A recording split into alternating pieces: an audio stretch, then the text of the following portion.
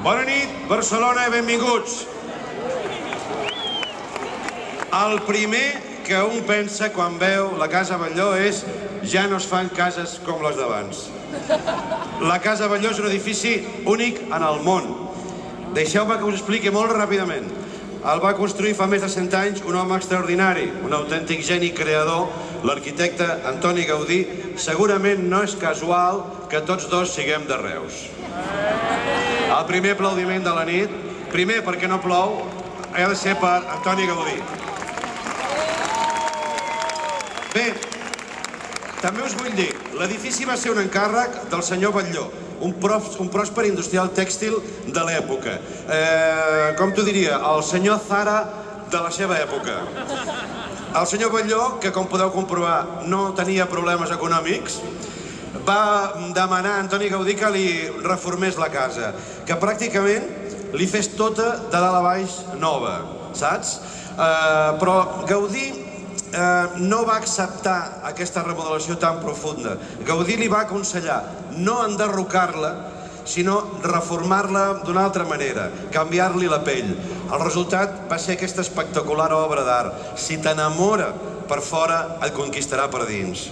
Gaudí va regalar aquesta joia a la ciutat de Barcelona i ara que commemorem els 10 anys de la seva obertura, de la Casa Batlló, a tot el món volem tornar aquest regal a tots els seus visitants i admiradors.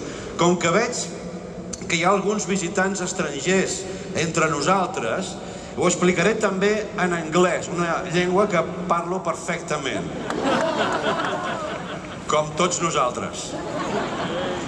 Soc de Reus, soc políglota. Good night, friends of the world. Tonight, not tomorrow or tomorrow passat, no, tonight. We will watch a magic story about Batlló House. We celebrate the 10th anniversary of the public opening of the Batlló House. Okay? Okay. Gaudí va disfressar i va dissenyar aquesta façana inspirant-se en la llegenda de Sant Jordi. Gaudí created the front of the building according to Sant Jordi's legend. Dalt de la torre, si us hi fixeu, hi veureu la seva creu i a la teulada el drac amb la pell d'escates. Però els barcelonins, que sempre hem tingut molta imaginació, al llarg dels anys hi hem vist de tot en aquesta façana. But the people of Barcelona have made several interpretation of the house.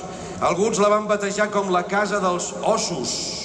Si us hi fixeu, House of the Bones. Si us hi fixeu, les columnes semblen tíbies, poden semblar-ho, i al seu interior hi ha una espina dorsal. Les columnes, tot plegat. Altres, més avorrits, em van dir de la casa dels badalls.